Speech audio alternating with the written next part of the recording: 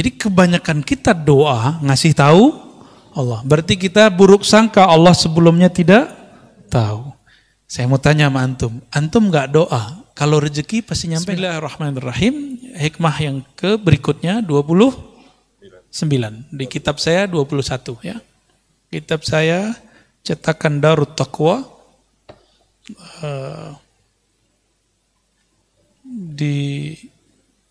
ditahqiq oleh Syekh Syurfawi, ya ini masih muda, Syekh Anas Syurfawi. Beliau juga ahli akidah, juga sufi. Masih muda, umurannya di atas saya dikit. Ahli hadis. Ya, ahli hadis juga, ahli akidah. Pernah di Indonesia beberapa lama. Semoga beliau dirahmati oleh Allah Subhanahu wa taala. Talabuka minhu ittihamun lahu wa talabuka lahu ghaibatun minka anhu wa talabuka li ghairihi li qillati haya'ika minhu wa talabuka min ghairihi li wujudi bu'dika anhu.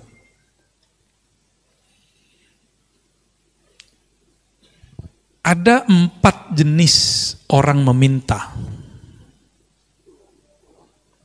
Dan 4-4-nya itu bermasalah. Jadi 4 kesalahan orang berdoa. Ya. Yang pertama, talabuka minhu ittihamun lah. Engkau memohon, meminta kepada Allah, minhu, kepadanya Allah, ittihamun, tapi engkau menuduhnya. Ya,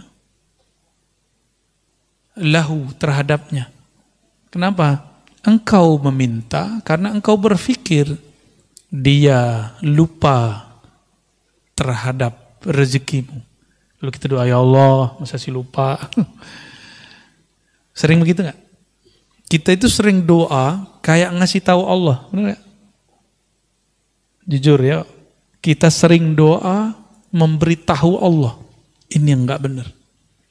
Sebelum kita berdoa, Allah kan sudah tahu. Maka kita berdoa bukan sedang memberitahu. Kalau kita sedang memberitahu, kita telah menuduhnya bahwa dia sebelum kita doa tidak punya pengetahuan. Batallah sifat 20-nya. Dalam akidah Ahlussunnah, Allah bersifat ilmun alim, punya ilmu. Ilmunya tidak didahului oleh khabar dan sebab atau kejadian. Ada 3, sabar, khabar, berita atau kejadian. Kalau ilmu saya itu didahului dengan itu. Sabab itu bisa jadi ngaji, saya belajar dulu, khabar dikhabari orang, atau kejadian hadisatun. Terjadi dulu baru faham, ya nggak, benar nggak? Kita husnuzon sama seseorang, ternyata maksud dia nggak baik.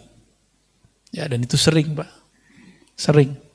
Ya, saya nggak tahu, dan saya berdoa untuk nggak perlu tahu isi hati antum yang hadir ini. Saya husnuzon saja. Mungkin ada yang niatnya tulus, ada yang niatnya coba-coba. Coba dulu kalau asik dengerin. Terusin, kalau nggak, ada yang pengen cari bahan untuk dipotong-potong, terserah antum ya. Allah tidak pernah tidur, dan Allah lebih dahulu tahu. Sebenarnya sisi kisah dikasih tahu, cuma nggak boleh aneh kasih tahu. Di antara wajah-wajahnya kan kelihatan ya. Itu wajah nggak bohong, Pak. Mata itu bisa berbicara seperti Imam Abul Hasan tadi. Bisa ngomong dia. Atau hati-hati aja ketemu dengan orang-orang yang kolbunya selalu dekat dengan Allah Subhanahu wa ta'ala. Ya. Maksudnya bukan saya ya. Kalau mas saya terserah antum lah ya. Wa talabuka. Sebelum masuk yang kedua. Jadi kebanyakan kita doa ngasih tahu Allah. Berarti kita buruk sangka Allah sebelumnya tidak tahu. Saya mau tanya sama antum. Antum gak doa, kalau rezeki pasti nyampe gak?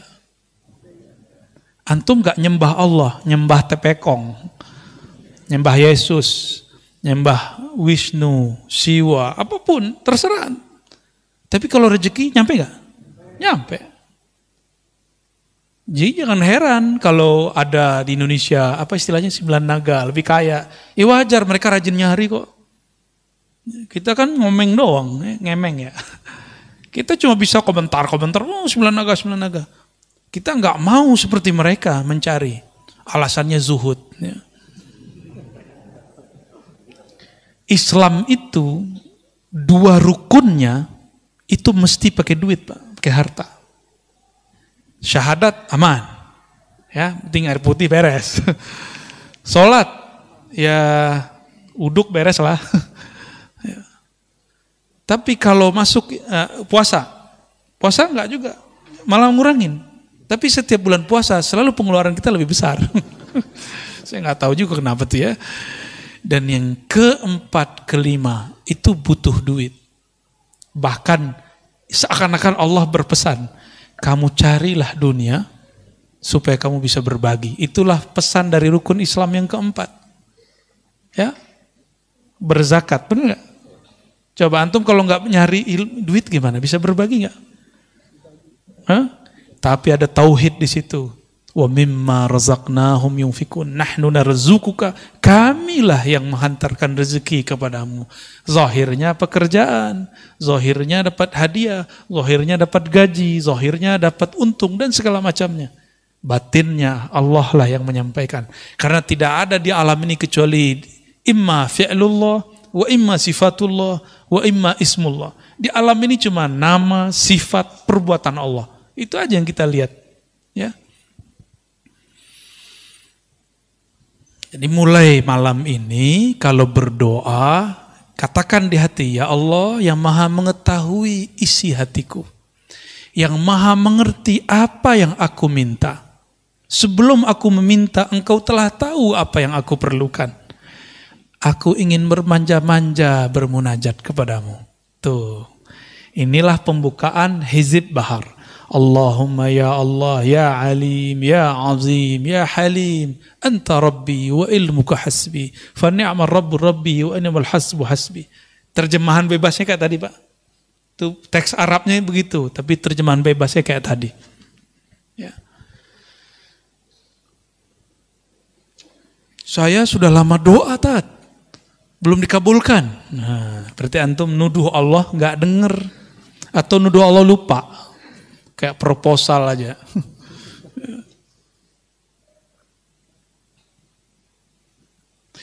Wa talabuka lahu ghaibatun minka anhu. Engkau, yang kedua, pertama talab minallah, yang kedua talab lillah. Apa talab lillah? Kita meminta untuk Allah atau karena Allah. Nah, orang-orang seperti ini, kenapa dia kemudian mencari rasa supaya Allah itu ada? Berarti dia merasa Allah itu pernah tidak ada. Gawat nggak? Yang hilang, muncul, hilang, sadar, tidak sadar itu kita atau Allah? Ya. Nah, ini kalau diterjemahkan talabuka lahu, tuntutanmu terhadapnya supaya dia ingat, supaya dia menjawab, itu karena kamu ghaibah, hatimu tidak terkoneksi kepada Allah. Maka orang sering ngomong gini kayak tadi, saya udah minta kok, saya udah doa bertahun-tahun kok, tapi kok Allah tidak jawab. Ya, berarti hatinya ketika doa tidak terkoneksi kepada Allah. Dan dalam hadis yang sahih disebutkan bahwa Nabi SAW bersabda, Innallaha la yujibu, Allah tidak menjawab. Apa yang tidak dijawab? Doa dari orang yang min qalbin ghafil, dari kolbu yang lalai. Allah nggak jawab. Ya, contohnya seperti ini. Saya nih, anggap saja saya direktur, ya. Oke, nih kita khayal-khayalan. Nih lagi halu nih ya. Bapak datang, Bapak GM saya, ya, bawa proposal, keren kan, bawa proposal. Udah 3 hari, saya nggak approve. Boleh nggak ngeyel Pak? Direktur, gue udah ngasih 3 hari, lu kok lupa? Boleh nggak gitu? Pecat besok langsung ya? Hari itu saya pecat langsung. Tapi Allah itu maha baik Pak. Kita nggak pernah pecat dari seorang hamba. Ya, paling turun-turun dikit. Ya, palingnya itu masalahnya, Pak. Gak usah ke Allah, ke manusia aja gak boleh begitu. Maka Allah tersinggung jika ada seorang hamba mengatakan, aku telah berdoa, tapi dia belum kunjung menjawab. Ya, saya udah sholat bertahun-tahun kok, tapi Allah gak jawab juga. Sama, antum khidmah di masjid nih, tiba-tiba pengurus ganti, kurang dihargai. Ngomong, saya ini udah banyak berkorban di sini. Kalau nggak ada saya, masjid ini nggak jadi. Itu ditolak langsung itu di sisi Allah. Saya sudah ketemu orang begini bertahun-tahun dan banyak. Bisa jadi di majelis, bisa jadi dimanapun. Hati-hati. Ciri-ciri orang yang diterima amalnya, dia lupa kalau dia beramal. Ciri-ciri orang sedekahnya diterima, dia lupa berapa yang dia kasih. Lupa di situ artinya dia nggak mau sebut-sebut. Ciri-ciri orang yang diterima pengabdiannya, dia tidak merasa telah mengabdi kepada Allah ya, kepada rumah Allah, karena majelis-majelis yang kita, ini kan majelis nih Pak. Ya kalau bukan karena saya nggak jadi, tunggu setelah ini antum diuji. Ya, saya setiap kali ngomong begitu saya diuji sama Allah dari kecil Pak. Umur 9 tahun kita menghidupkan surau kan, surau dulu kita nginepnya di surau. Tapi tradisi itu sudah nggak ada. Umur 9 tahun, kelas 4 SD, saya jadi Bilal. Untungnya guru di sekolah sangat mendukung. Jadi kalau pagi-pagi absen dulu, siapa yang nggak sholat pagi ini, sholat subuh. Akhirnya subuh masjid tuh rame. Kita nginep di masjid, nginep di surau.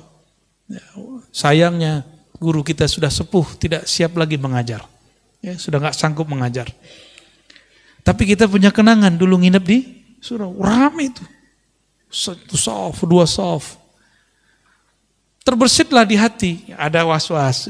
Kalau nggak karena kamu, nggak rame di masjid, nggak rame di surau. Besok Bilal saya diganti. Gila. Sana kan kalau nyebut L di belakang hilang Pak. Bilal itu Bila. Dulu Bila. Panggilan saya Bila dulu. Bilal ya. L-nya hilang. B-nya ganti pakai G. Gila. Habis ngomong begitu. Ya.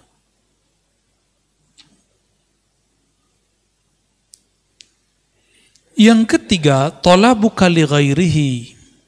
Engkau menuntut, memohon pertolongan kepada selainnya.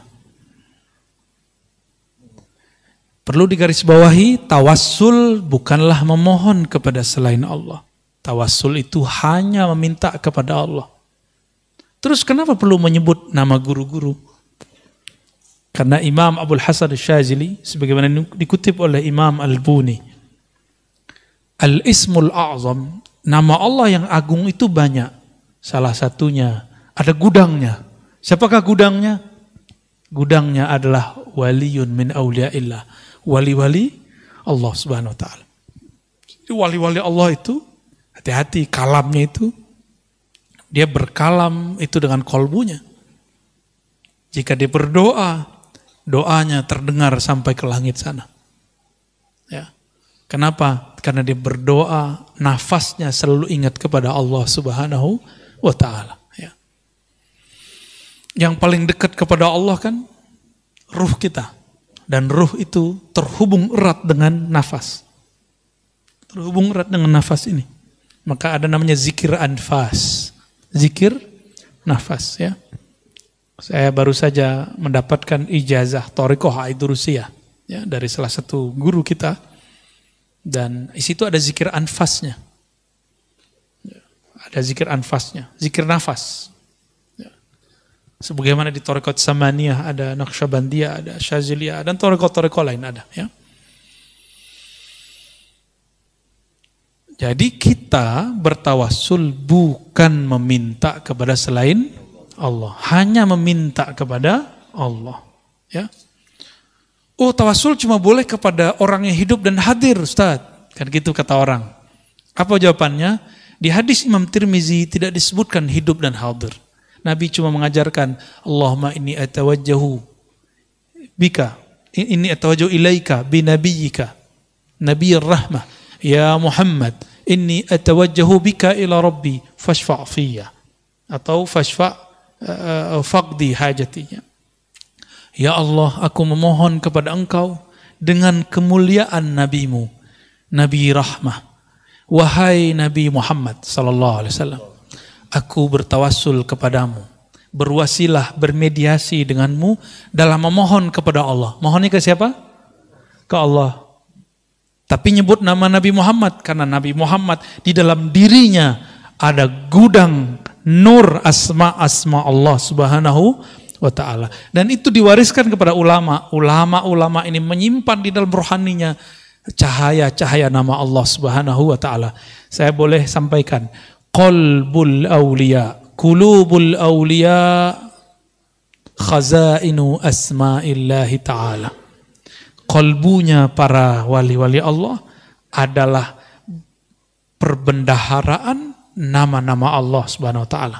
Kalau dulu Imam Ghazali dalam kitab Ihya beliau mengatakan dadanya para ulama adalah kuburnya ma'rifat dan asrar. Kubur itu diziarahi enggak? Diziarahi enggak? Imam Ghazali ini ngomong. Antum kalau enggak percaya yang pertama, yang Ghazali aja deh yang dipercaya. Kalau aneh kan ngomong, kolbunya para aulia adalah kumpulan gudang nama-nama Allah Subhanahu wa ta'ala. Sedangkan Imam Ghazali lebih dahsyat lagi, beliau berkata, apa kalamnya? Sudurul ulama kuburul ma'arif, kuburul ma'rifah wal asrar. Dada para ulama adalah kuburan daripada ilmu ma'rifat dan rahasia. Itu sebabnya ulama dikunjungi. Ya, itu sebabnya ulama dikunjungi. Ya, saya pun senang ziarah ke ulama. Kalau ke saya nggak usah dulu lah, ngaji-ngaji aja. Gak usah soan-soan dulu lah, belum pantas ya. Belum pantas aneh disoan-soanin ya.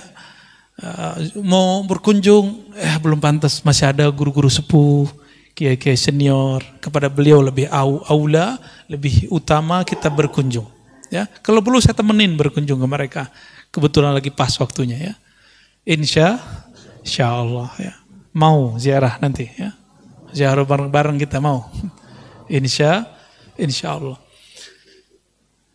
Nah, kenceng. Semoga COVID-nya nggak bekerja banyak ya. Ini karena mau libur sengaja ya, jangan terlalu euforia. Siapa tahu nanti ada virus baru. Nah, itu maksud dari pemimpin kita. Ya, ini udah nggak pada pakai ini nih. Ya, ini rahasia kita aja ya.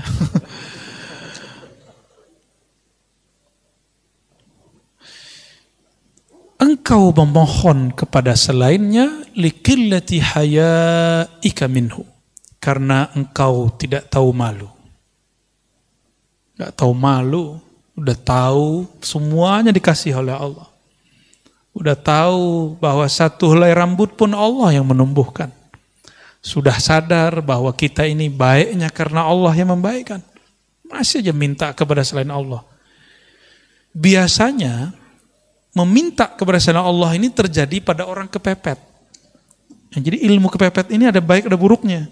Kalau waktu kita mahasiswa kepepet malam ini langsung jadi itu skripsi. Ya. Tapi kepepet. Nah, ini biasanya kan yang kepepet tuh orang sakit. Kalau sakit datang ke dukun tuh. Dukun ya tahu deh ya. Dia kan minta ke Allah juga sebenarnya. Cuma kan antum dia disuruh syirik. Tapi ingat ada orang yang dituduh dukun, dia bukan dukun. Nah, itu disebut uskun, ustad, tapi dituduh dukun. Ya, ahli ruqyah. Itu dia enggak syirik. Ya, yang teman-teman ruqyah itu saya tidak menentang praktek itu, saya cuma ingin mengingatkan jangan asik di situ, gitu aja. Ruqyah kan salah satu yang dibolehkan Nabi Muhammad Sallallahu Alaihi Wasallam. Jadi kita nggak masalah, tapi jangan halu, ya, berbahaya. Masa percaya sama orang lagi kesurupan? Saya paling merasa aneh jika ada orang mentasdik, mempercayai omongan orang kesurupan. Orang kesurupan antum percaya? Makanya ada video orang ngambil kaligrafi nama Ashabul Kahf, di tengahnya ada kitmir. Ya. gitu kan. Nah, saya ada di sini karena itu. Nah, ini cara setan lewat jin yang nyusup, ya, sehingga menjadi kesurupan ke badan seseorang untuk menghina nama-nama kekasih Allah. Ashabul Kahf itu kalau dalam ilmu ma'rifat termasuk nabi-nabi tapi bukan rasul. Karena sebelum Nabi Muhammad SAW, nah wali itu nabi. Sebelum Nabi Muhammad, semua wali-wali Allah yang dapat nubuat, ya, dapat kabar ilham itu pasti wali. Kecuali orang-orang soleh, ya. Ada wali-wali yang khusus lah. Kalau wali amnya nggak masuk, ya, wali amnya nggak masuk nabi. Tapi kayak mereka Ashabul Kahf. Sebagaimana disebutkan dalam kitab Tazkirah, Ashabul Kahf itu nanti akan muncul kembali. Itu nggak tahu gimana ceritanya. Akan muncul kembali nanti di saat Nabi Isa berjuang melawan Ya'juj dan Ma'juj. Nanti keluar lagi, Pak. Berarti dia lagi tidur lagi sekarang. Wallahu a'lam. Ya, hanya Allah yang tahu nasib mereka hari ini. Saya pernah ke tempat yang disebut Gua Kahfi yang ada di Yordan. Besar kemungkinan memang di sana. Ya, kita ditutup oleh Allah, kita nggak bisa ngelihat di belakang rahasianya apa, kita nggak tahu. Ya, tapi kalau berdasarkan riwayat yang ada, mereka muncul lagi. Taib. Ada kepepet kedua, orang yang sudah mentok biasanya jabatannya, posisinya, biasanya ini pejabat-pejabat nih, hati-hati. Ya, pejabat-pejabat, nggak tahu kelas menteri mungkinnya dia ada, cari backup ke siapa? Ya, direktur-direktur yang udah kesohor tuh, ya, udah mentok dia, udah bingung. Nah, cari backup, mau cari backup ulama, terjebaknya kepada dukun yang berbaju ulama. Ada ulama dituduh dukun, nggak dideketin. Ada dukun berbaju ulama dideketin. Oh, ini banyak terjadi. Ya, udah banyak. Saya agak sedih melihat fenomena ini. Ya. Kalau mereka menghebat, mereka aja jadi direkturnya enggak? Mereka aja jadi orang hebat. Kenapa mereka kemudian kita mintai? Jangan marah ya. Yang praktek jangan marah. Ya, kita harus edukasi masyarakat lah. Ya. Wirid-wiridnya sudah ada semua kok Pak di Instagram, di YouTube. Wirid supaya narik rezeki. Ada semua. Wirid untuk jabatan naik. Ada semua, antum mau ngamalin enggak? Ya, itu aja sebenarnya. Tapi ada cara paling ringkes. Puasa Daud, sedekah, udah beres. Karena sebaik-baik karir Nabi Daud. Wa talabuhu min ghairihi. Talabuka, engkau meminta, yang keempat, engkau meminta kepada selainnya. Pertanda engkau memang jauh darinya. Ya.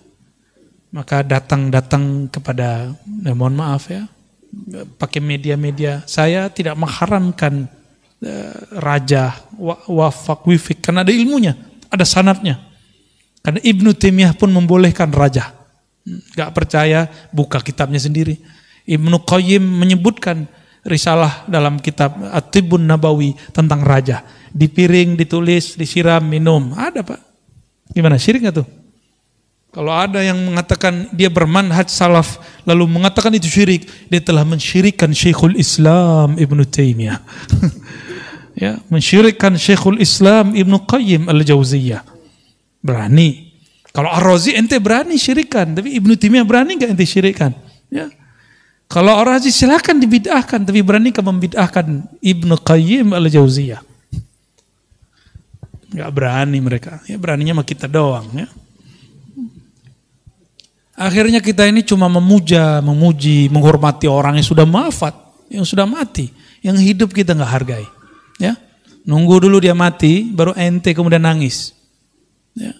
Nunggu dulu sang wali, sang ulama, sang kiai mati, baru nangis-nangis. Dulu saya nggak ngaji kepada dia. Mau sampai kapan ngomong begitu terus ya? Wali setiap saat akan ada yang wafat. Ini sudah banyak wali yang wafat, Pak. Maka ulama-ulama muda harus bersiap-siap mempelajari ilmu ma'rifatullah supaya dia bisa mewarisi tugas-tugas kerohaniannya. Ya, harus. Kalau nggak ada wali-wali itu negeri ini nggak dijaga oleh Allah Subhanahu wa taala ya.